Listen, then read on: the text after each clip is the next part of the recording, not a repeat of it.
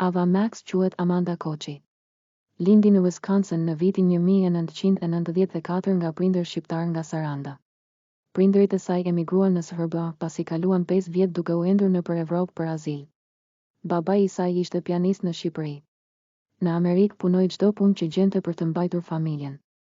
Nëna e saj ishte këngëtare operistike. E ndihmoi Amandën të merrte mësimet e para të muzikës. Ava nisi të këndonte që në moshën 7 vjeçe. Merrte pjesë në gara lokale dhe festivale. Në moshën 14 vjeçare, familja u zhvendos në Los Angeles. Atje Ava u përball me refuzime të njëpasnjëshme nga producentët.